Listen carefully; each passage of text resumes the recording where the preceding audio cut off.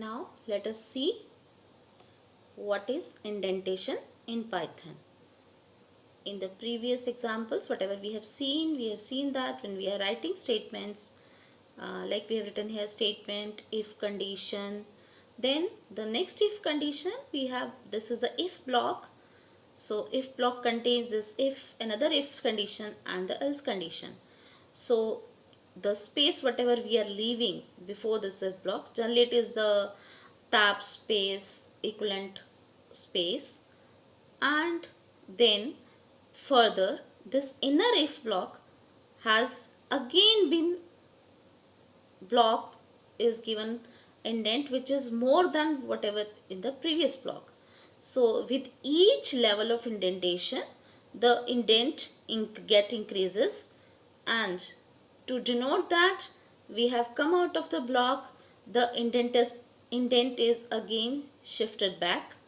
So this if else are at the same indentation level, this statement and this statement are at the same indentation level, and you can see that how this interpreter, Python interpreter, visualizes it.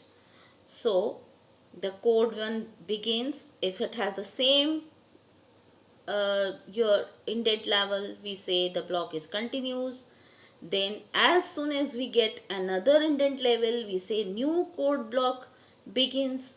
Another indentation level, a new block begins, shifted back to the previous indent level. So we say at this indentation we have block 2, so block 2 continues, and again give indents, a block 3 continues, and when we come back to the 0 level or initial position, the block 1 continues. This is how the Python interpreter visualizes the space.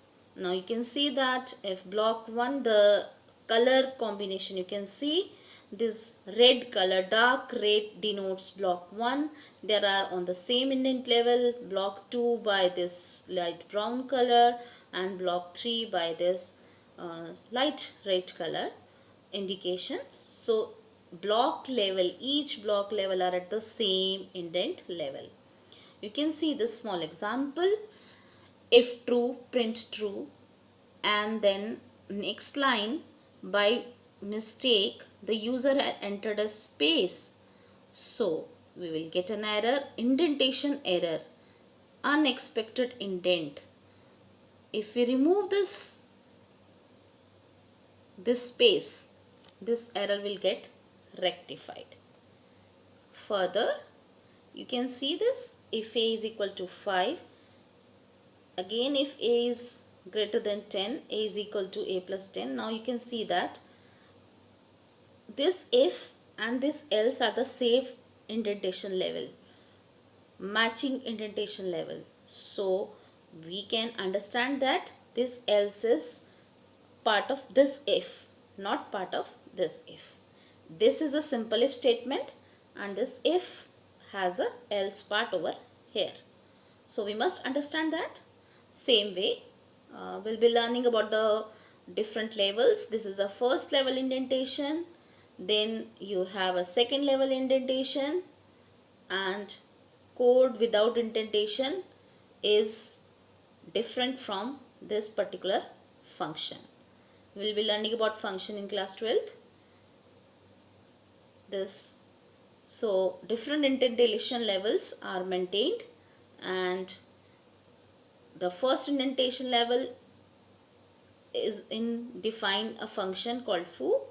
So these print, if, else, all, they are at first indentation level, and these two print statements are at the second indentation level, but they are in if part and in else part separately.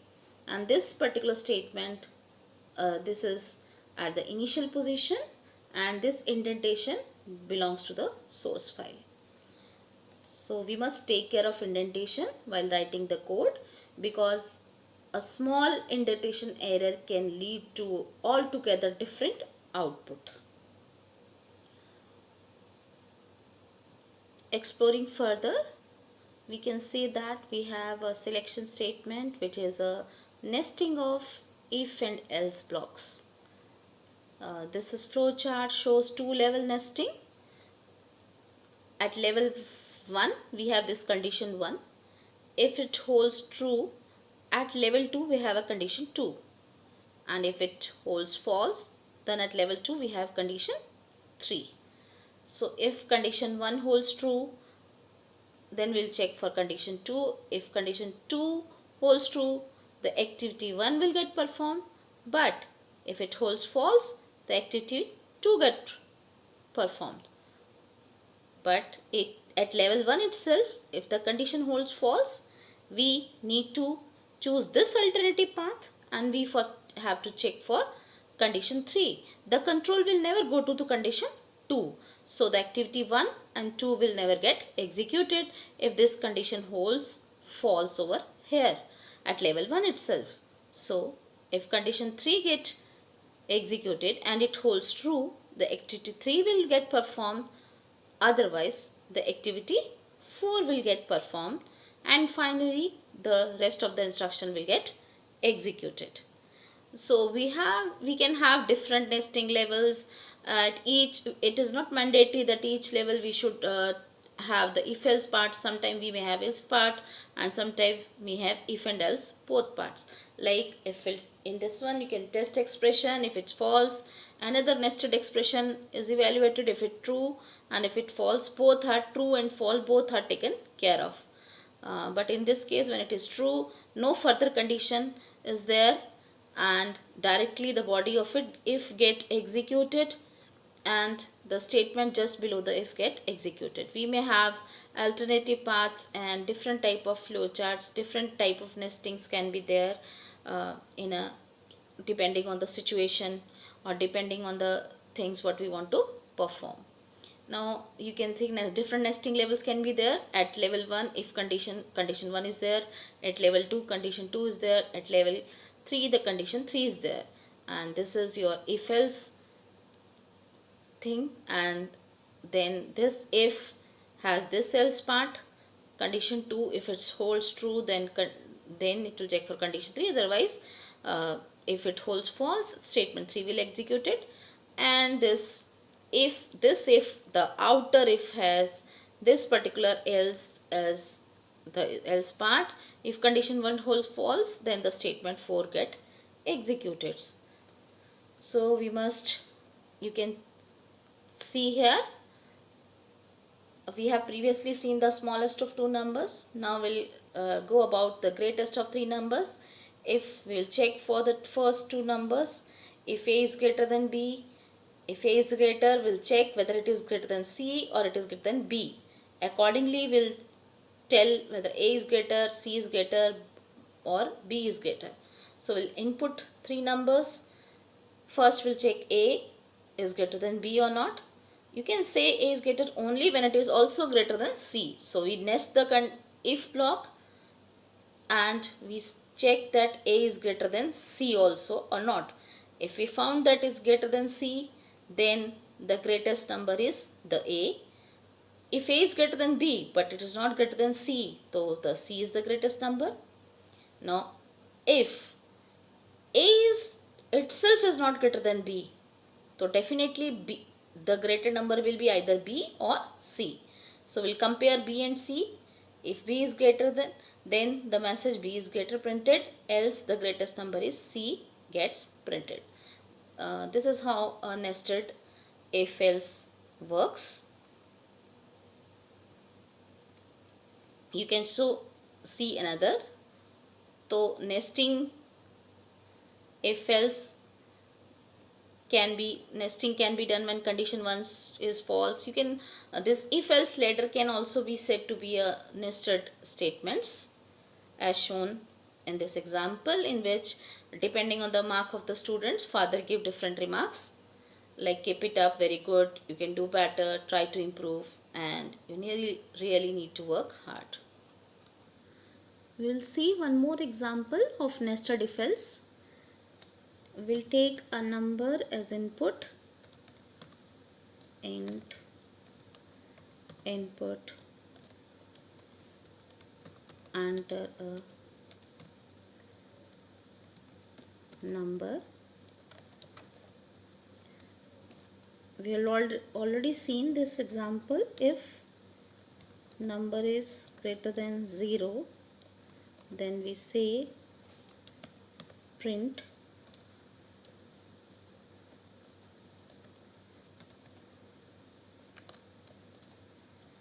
is positive,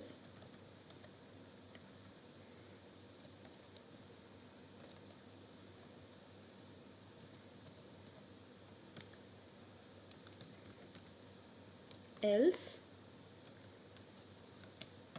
print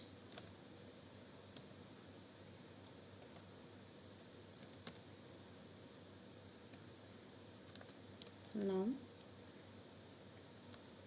is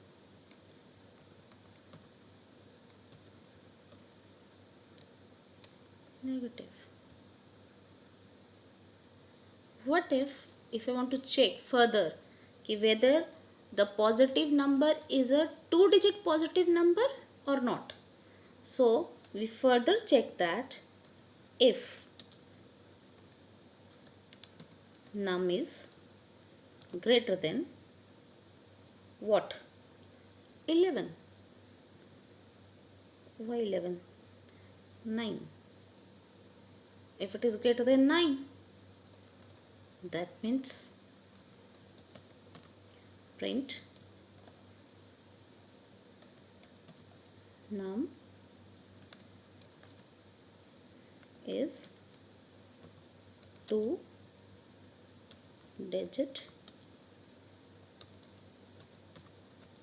positive number. Same way, if you want to check for a negative number, in the else part we'll include one more indent level, one more nesting of if num is greater than equal to minus 99. So if it is so, if this is the case, we need to print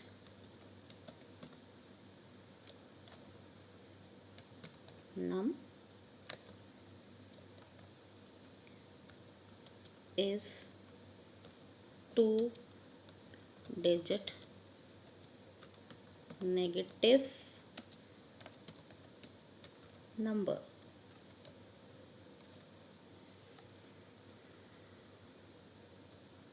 We'll save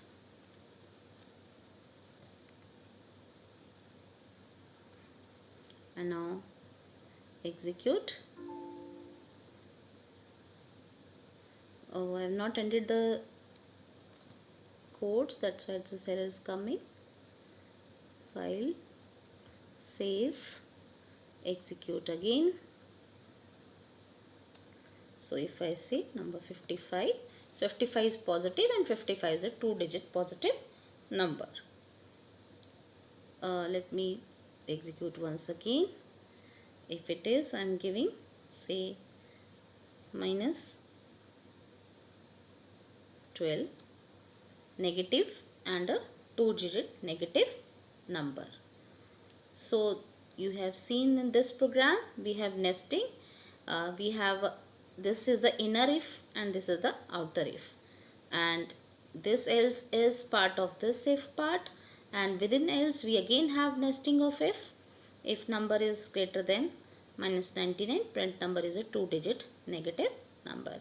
We can also have a number if else part for this if, saying it's not a 2-digit positive number, and similarly we can have else part over here saying this is not a 2-digit negative number. I hope you all enjoyed the session, and more importantly you all understood whatever been taken up in this session. All the best for your lab session. Practice more and more questions to have an expertise over these concepts. Practice well and make a nice day. Thank you.